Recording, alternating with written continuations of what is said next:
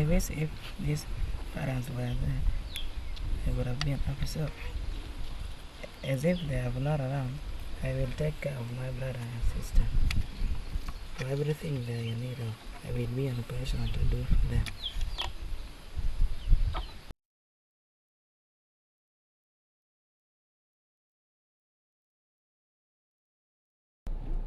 Dennis Opoka is living together with his 9-year-old sister, Innocent Apio, and 12-year-old brother, Samuel Onan.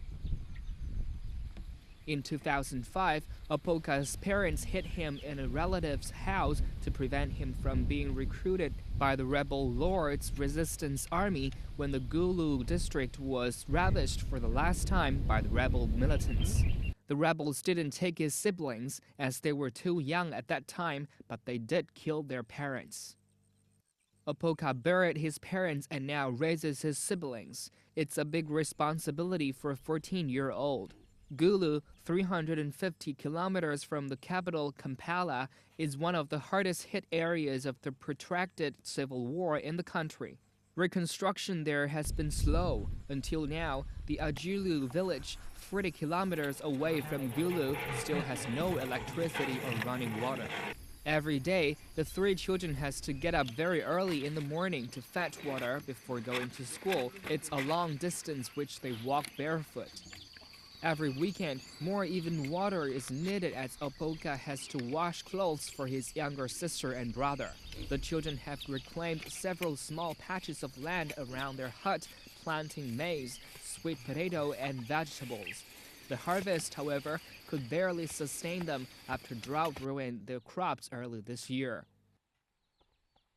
The mud-built hut the siblings live in is 2 meters in diameter. It serves as both their bedroom and kitchen.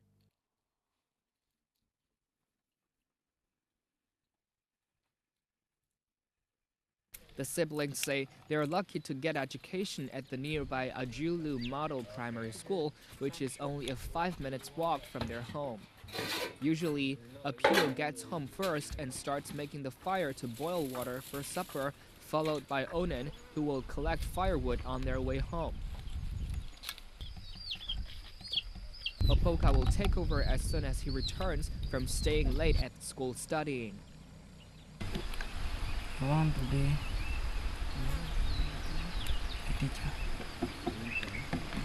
So I want to work hard so that I will be also a responsible man in the future. This is Opoka's second primary school exit examination.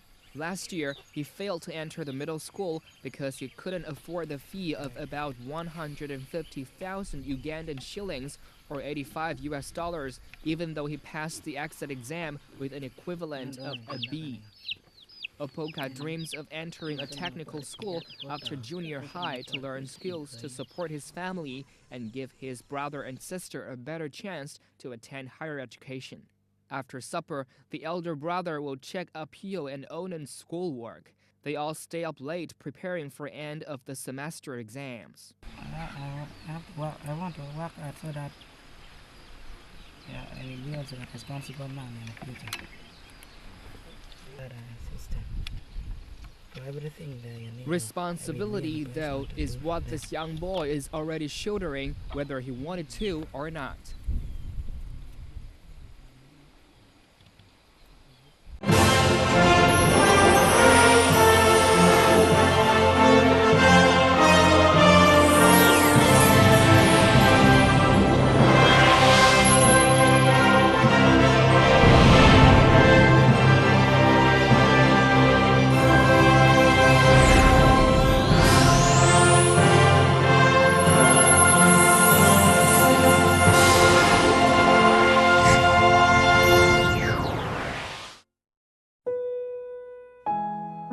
This picture was taken at 9:26 a.m. on September 1st, 2004. It was the first day of school for Ruslan Salhazanov. The woman on the right in blue is Ruslan's mother, Larissa.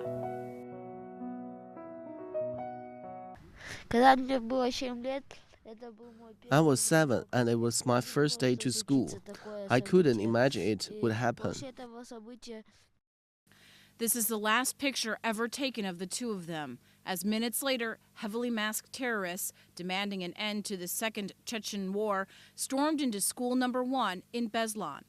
They seized more than 1,100 hostages, including children, parents, and teachers.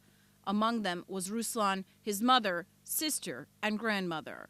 Мать занимался с мальчиком, а девочка была при мне. Ruslan with his mother and I took care of the baby girl Lada. Suddenly, I found Lada's white sun hat drop on the floor, so I bent over to pick it up. When I raised my head, I saw people dressed in black Russian pointing to us with guns. We were herded into the gym. 3 days and 2 nights, the 52-hour siege seemed like forever. Мы думали, вот-вот нас отпустят, хотя целыми днями. We thought they would release us soon. They refused to give us any food or water, and we were exhausted. But people tried every means to leave, and we made it. They made it until Russian security forces stormed the building using tanks, thermobaric rockets, and other heavy weapons. A report in the Weekly Standard says a series of explosions shook the school, followed by a fire which engulfed the building. A chaotic gun battle between the hostage takers and Russian security forces broke out. I crept out from here and ran. Then I escaped. Ruslan and his grandma survived the tragedy, but he lost his mother and 4-year-old sister, who were among the 334 hostages killed that day. 186 of the victims were children. Hundreds more were wounded or reported missing. Вот это я видела. Но Руслана я не видела. Я думала, Руслан тоже погиб. А он лежал как... We didn't see Ruslan at first, and I thought I lost him. But he survived by crawling on the floor like a frog. Ruslan told me that he saw Larissa bleeding and he was crying for Mom. He knew that Mom left him forever. Ruslan suffered both physically and mentally after the attack. He was sent to Moscow for treatment because of burns. He says he often woke up at night screaming and crying because of the pain in his left leg. He eventually went to Sanya, China, to receive treatment with traditional medicine for his burns. I came to China and met a lot of Chinese friends. I still remember that taste of Chinese Coca-Cola. It tasted terrible, but it's helpful. After coming back to Russia, and I even felt that it didn't seem to occur.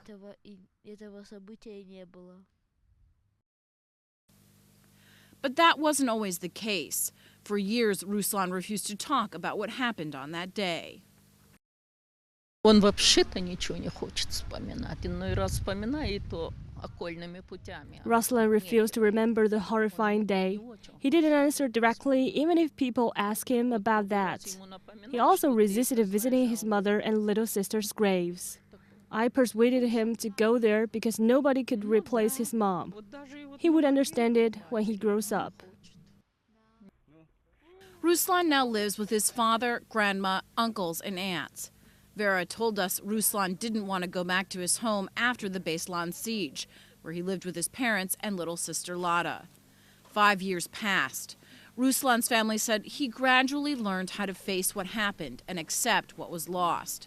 With his family's permission, Ruslan took us to visit his old school, which is within walking distance from his home. Here, Mom and I were here. The school's gymnasium has been turned into a memorial hall. Photos of victims line the walls. Flowers and toys fill the corners. Ruslan has since transferred to the number 8 school, which is closer to his home. In 5th grade now, he first does his homework and will then help Grandma Vera with the housework. Talking with Ruslan, it appears he's just a normal little boy. I want to be a Taekwondo world champion.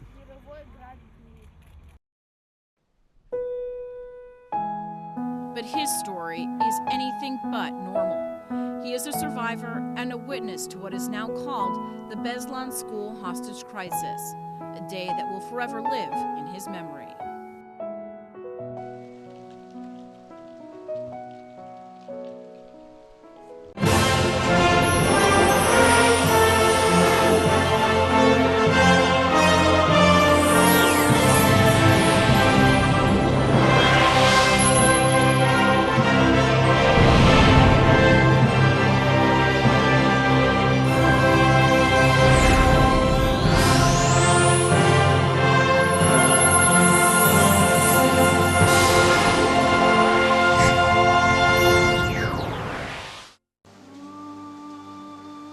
Five years have passed since the 2004 Indian Ocean tsunami that killed more than 30,000 people in Sri Lanka.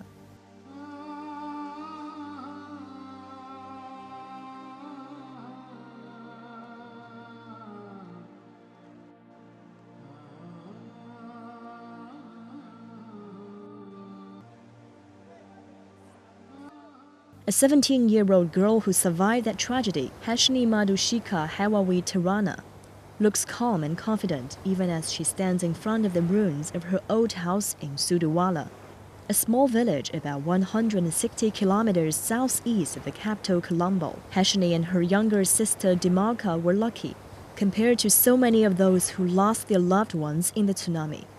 Her immediate family lost their home and all their property, but fortunately everyone survived. Mama said that water rushed to the land and we all went out to see what happened. Daddy ran to us and shouted, "Run, run!" So we ran away from the seaside. Daddy asked me to run, so I ran away. But I got lost. I asked people on the street whether they saw my parents, but they all said no. Dimalka was in front of a house and she climbed to the roof when water rised. We used to play at the seaside every weekend before the tsunami. We spent a lot of time there playing and reading poems.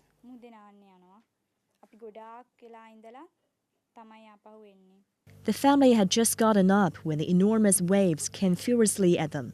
They each ran in different directions and were immediately separated. After hours of searching through wreckage, Hashni was reunited with her parents. They also found Dimalka, who survived the tsunami with the help of several neighbors.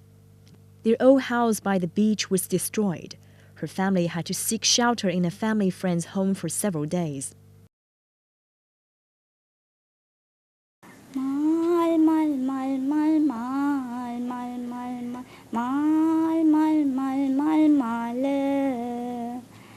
මලපීට බාඹරින්දු රොන් ගන්නාසේ Will Will Will Will Will Will Will Will Will Will Will Will විලපීට සාවුන් දියනානාසේ.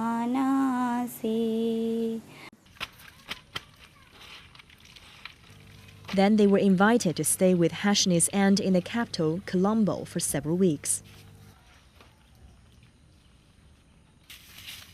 With the help of the People Imperial Association, a non-profit civil society association established in Slovakia, Hashni's family got a new house in January 2006.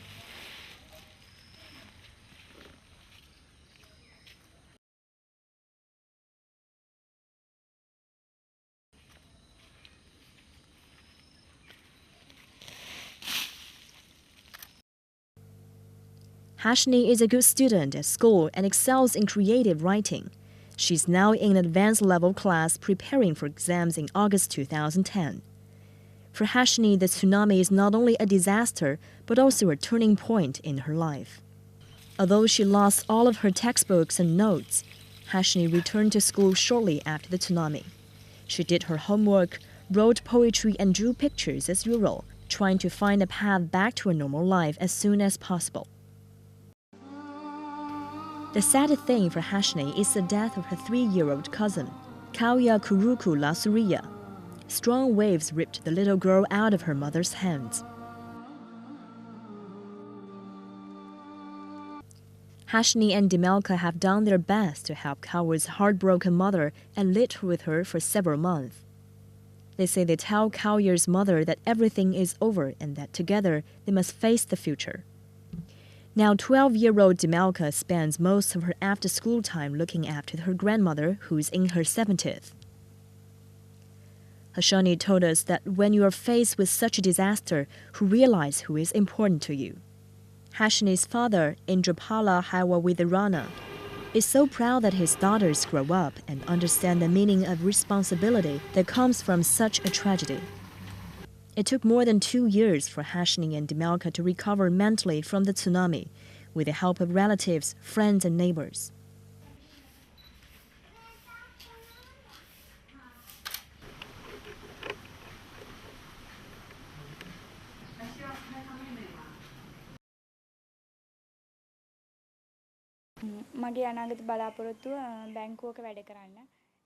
I hope that I can work for the bank in the future, and I am taking commerce courses now in school.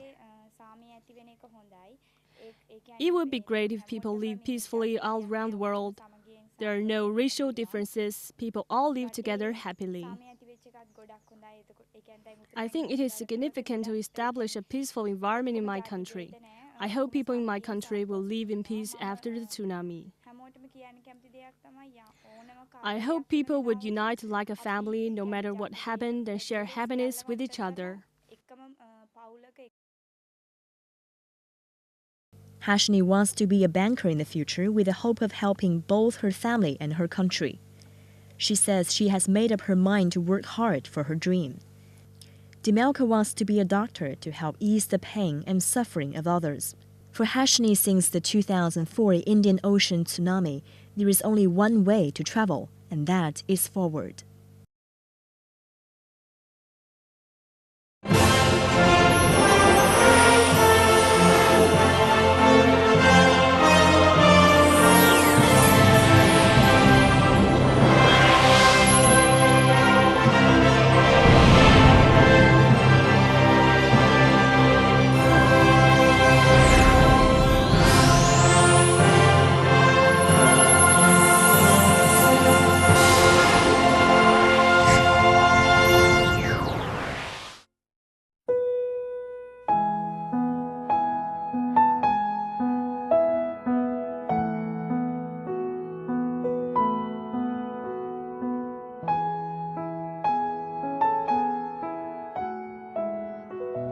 Thirteen-year-old Chen Jianan lives with his parents, grandparents, and brothers and sister in the provincial capital of Aceh, Indonesia. The Chinese-Indonesian boy is shy and prefers to stay at home reading books or playing computer games rather than going outside. Chen's grandfather has a small hardware shop. His mother sells ice cream. Chen's father runs a business in another province. His seemingly ordinary life turned extraordinary on December 26, 2004. Chen was 8 years old at that time and remembers getting up early that day because the family planned to go on a seaside picnic. Before they could set out, a wave of water overtook the town. It all happened in a sudden. Firstly, I could feel the island is drastically trembling, from jumping to swaying. We couldn't keep balance until falling flat on the ground. Chen's parents screamed for the children to get out of the house, but their son was already gone. I heard people crying and shouting. Somebody said that flood came, and we were so frightened and just ran blindly following others. Chen's grandfather didn't realize the eldest son was missing until he helped other family members get above the flood by standing on a big tree. They were helpless as water raged around them. I was separated from my family after the tsunami and drifting with the flow. I was exhausted and couldn't think clearly. When the waters began to recede and return to sea, Chen's aunt, who lived in another part of town, was trying to salvage food and bottles of water that were floating on the second floor of a house. Suddenly, I saw a boy struggling in water among various drifting stuffs in the flood. I pulled him out without thinking. He was in a terrible situation then. Almost drowned and barely conscious, Chen was clinging to life. I suddenly felt a strong pain on my head, and someone put me out of water. Later on, I realized that it was someone who saved me. The one who saved me happened to be my auntie. Chen had a high fever and couldn't say a word when he was saved from the flood. She helped him spit out dirty water and fed him milk and bread despite the fact that she had 7 other children to feed. They would later try to walk through town to find Chen's parents, but instead found only destruction. Chen had to live with his aunt in the countryside. I lived with her family in the following days until I found my grandfather again. Some nights, she recalls Chen would be panicked and scared. He missed his family and couldn't stop thinking about the tsunami. She would hold him tightly, comforting him while she quietly grieved her own loss of one son in the flood. She said she viewed Chen as a gift from heaven and told the boy she would adopt him if they couldn't find his parents. One day he told me that he would treat me as his own mother, no matter whether he found his family or not. He also said that when he grew up, he would earn money and take me to America and help me to realize my dream to pay a pilgrimage to Mecca. Chen stayed with his aunt for 8 days after the tsunami before finally being reunited with his family. Even now, in their presence, he missed the woman who saved his life and for a short time became her mother. As time goes by, it would appear that the terrible memories of the disaster are gradually fading away. But Chen says he involuntarily shakes when overcome with fear. A fear, he says, only makes him stronger. I will take good care of my brothers and sisters if there is another tsunami. I will never let my family be separated by the disaster again.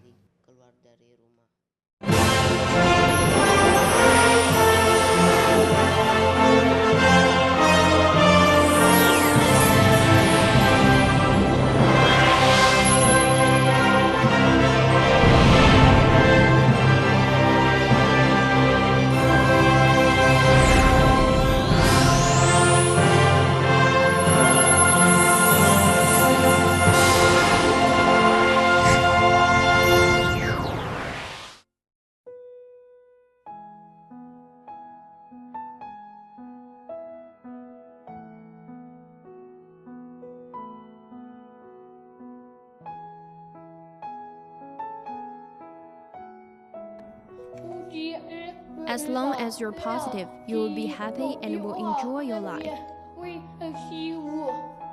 That attitude is what helps 11-year-old Liu Danyang get through his first year of junior high school in Yichang, a city in central China's Hubei province. His world has been silent since he was born. Both Liu's parents also had speech and hearing impairments.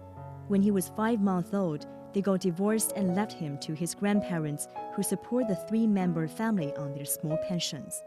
Even though money is a luxury for Liu, he found it in his heart to donate all of his allowance to victims of the 2008 Wenchuan earthquake in southwest China's Sichuan province. Liu says he felt deeply sympathetic to those who lost their homes. That equals $29, a small amount to some, but it meant everything to Liu.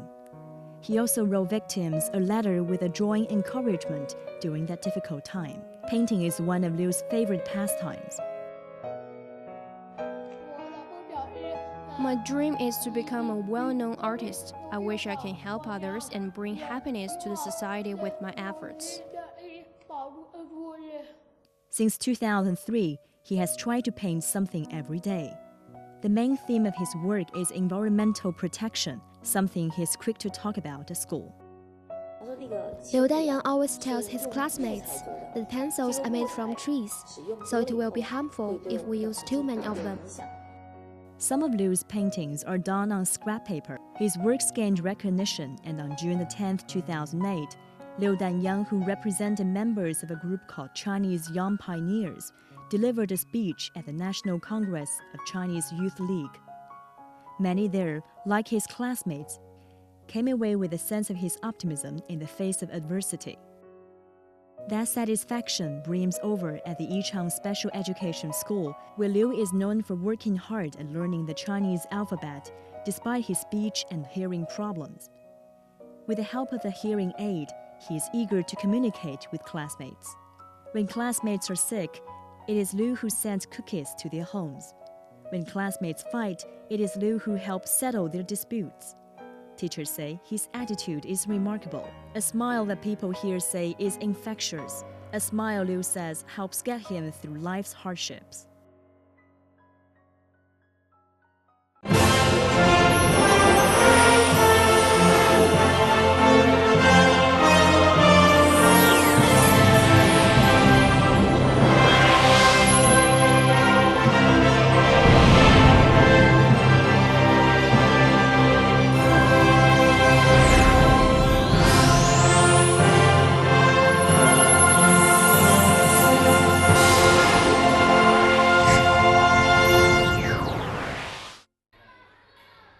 Because her family can't afford to send Sahar Karmo to school, she goes to the Youth and Children's Center every afternoon.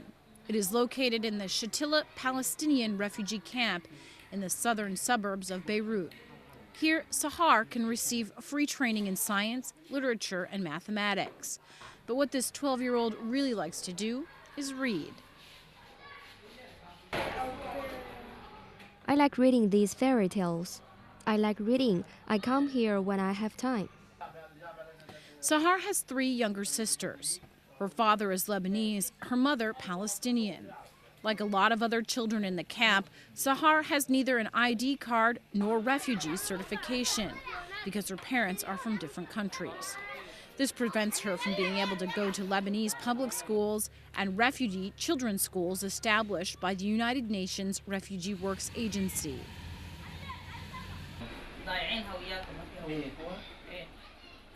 Sahar's father does not have an ID, so that his kids do not have. I have an ID, but I'm a Palestinian refugee.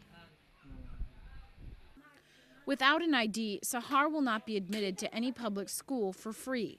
Her family cannot afford private schools fees of about $450 a year. It's too much money for a family with a monthly income of several $100s. Their home is near the center of the refugee camp, and all 6 family members live together in this 20-square-meter room, sleeping on the carpeted floor. Her story is similar to another 300 children who come to this Youth and Children's Center in an attempt to learn.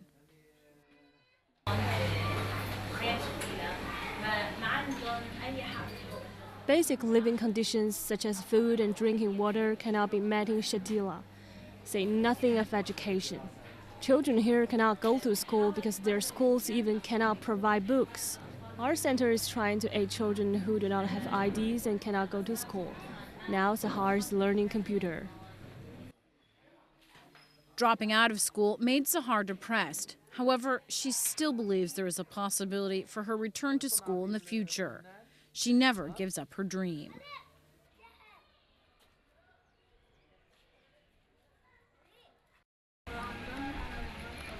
Now I have to go to the Children and Youth Center to study on my own. If there is a chance in the future, I still want to go back to school. I want to be a teacher.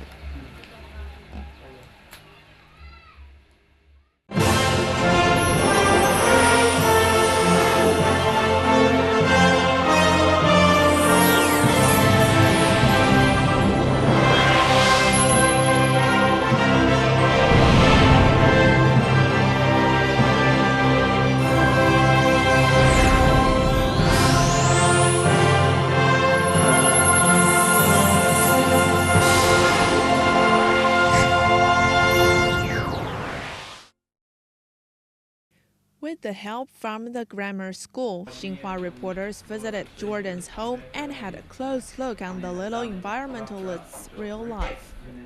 At Jordan's home in West Melbourne, the reporters met almost every member of the family except for Jordan's mother, who was attending an academic conference abroad. Jordan is not the only child of the family. Bella Hartman, a 7-year-old girl, is his sister. When talking about environment protection, Jordan is always unstoppable. He even showed us his environmental protection approaches at home.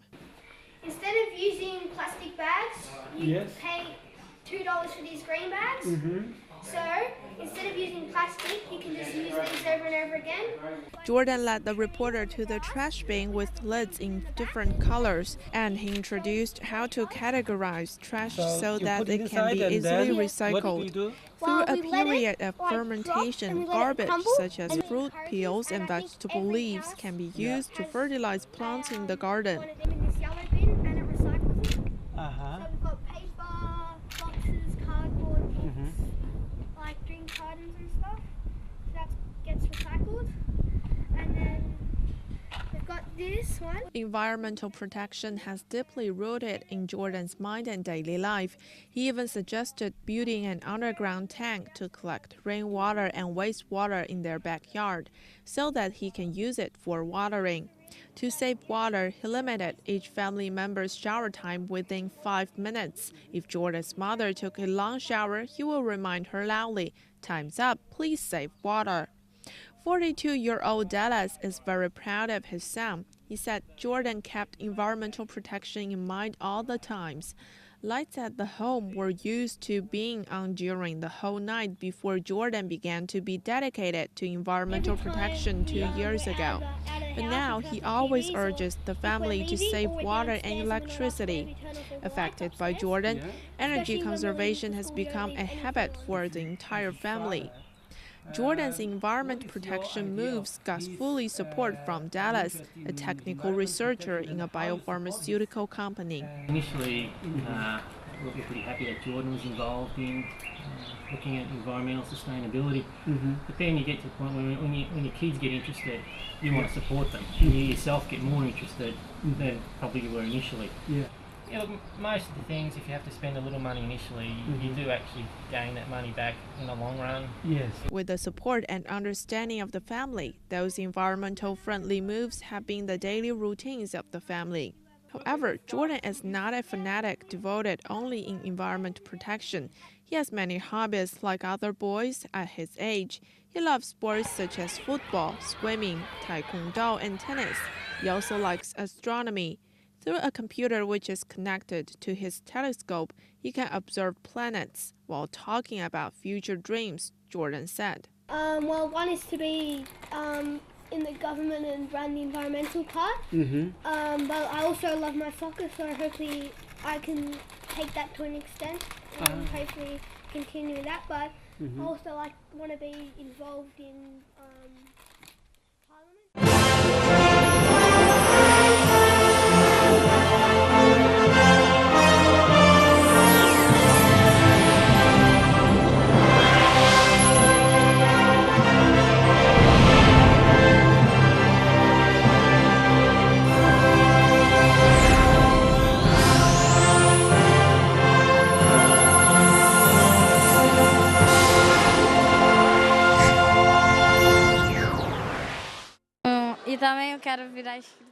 I want to be carnival queen, just like my 2 elder sisters who are abroad now.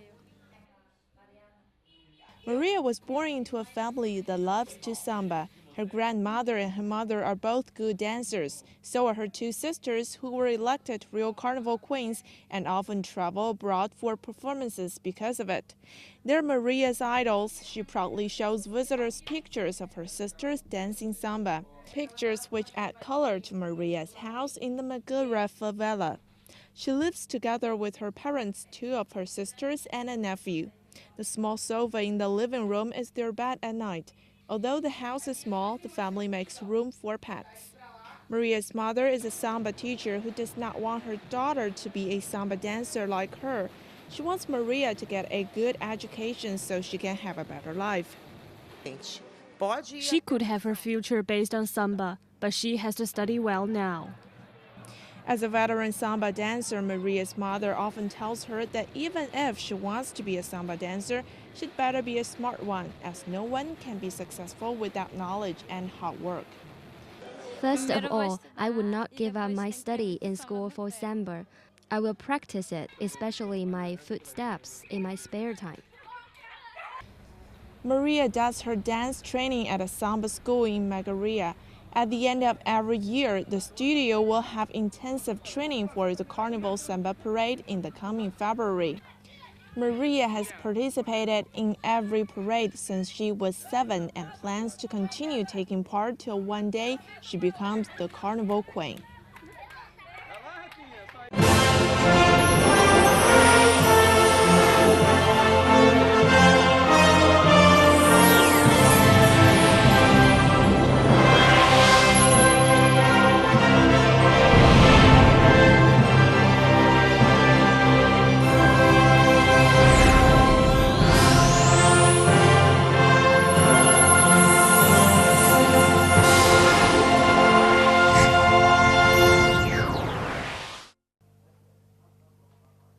"14-year-old He Siqi is a legend well-known in Lijiang, a picturesque city in southwest China's Yunnan province. She is known by local residents as Little Guardian and Little Guide of the ancient city for her outstanding contributions to environmental protection and cultural promotion of her hometown. He Siqi is a Naxi, an ethnic minority mostly living in southwest China. Since she was in primary school, she has been cleaning the streets of Lijiang alongside her classmates. Apart from cleaning the streets, He Siqi promotes environmentally friendly ideas to those close to her. She often encourages her classmates not to use plastic bags and to recycle. Siqi is not only an environmental guardian of her hometown, she also insists she is the guardian and the inheritor of Naxi culture. Because of human pollution, the snow mountain on my hometown is melting while the lake is waning. Our earth is being polluted in every minute. It will be a very horrible thing if the beautiful sceneries disappear. She is learning Dongba hieroglyph from a local Dongba elder. Dongba, with the meaning of wise in Naxi language, was used in ancient times to call the highest level intellectuals of Naxi ethnicity. As the only ancient pictograph still alive in the world, Dongba hieroglyph is listed by the United Nations Educational, Scientific and Cultural Organization as a World Cultural Heritage. Nowadays, only few Naxi elders know Dongba writing. As a daughter of Naxi, Siqi feels the responsibility to pass the ancient characters of her ethnicity to the next generation. She not only learns Naxi culture herself, but also introduces it to tourists.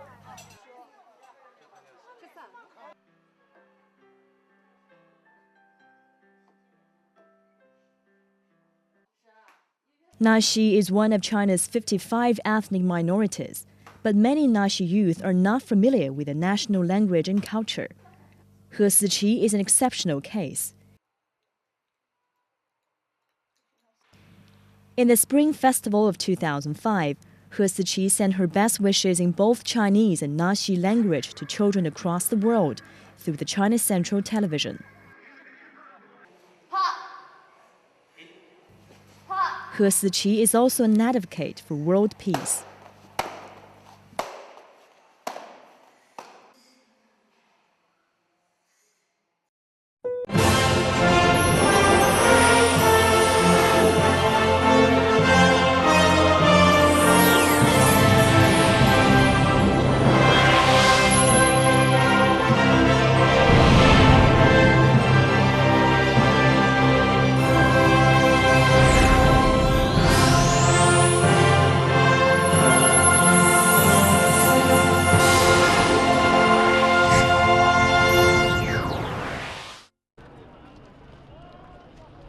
Aisha Halim, Tajik, is a 13-year-old girl living in Kabul, capital of Afghanistan.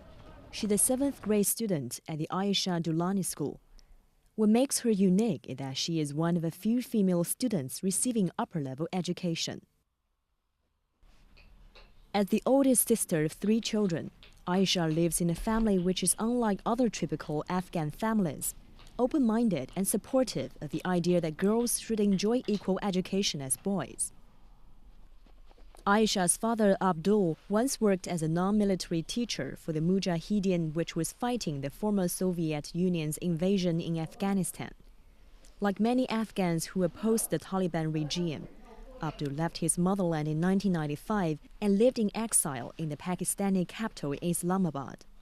This was where Aisha was born and where her family lived as refugees since 1996. Aisha has fond memories of those 7 peaceful years in Islamabad. That lifestyle changed when her family moved back to Afghanistan. Their motherland still suffers from conflicts, extreme poverty, and illiteracy. At first, Aisha says she couldn't understand her father's determination to return to Kabul. War is the root of misfortune in my country. The past 35 years of war caused too much problems to Afghan society, and people are suffering from the miserable consequences.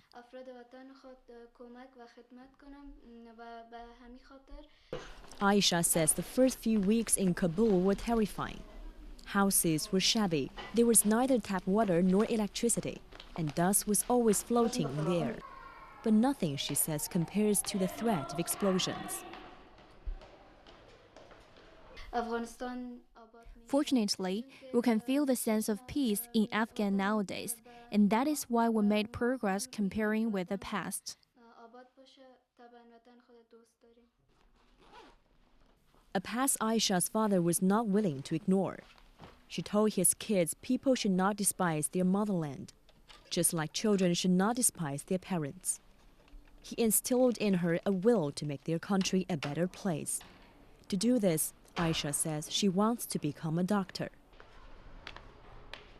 With the assistance of the international society, the Afghanistan government issued policies to encourage girls' education. For instance, families who support their daughters in going to school get free household necessities like kitchen oil. But the reality is the Taliban's policy of keeping girls out of school because of cultural beliefs against mixing women with unrelated men still influence large swaths of Afghan society, even in urban areas like Kabul. But that's not the only problem. According to the Afghanistan Independent Human Rights Commission report, 51.6% of parents mention that the main factor preventing girls from attending primary school is accessibility and security. What I want to say to Afghan children is that I want them to study hard and cherish the opportunity to go to school. Our country needs the efforts from every one of us. But Aisha gains strength from her father's belief in her dream, a dream she will have to work twice as hard to achieve simply because she's a girl.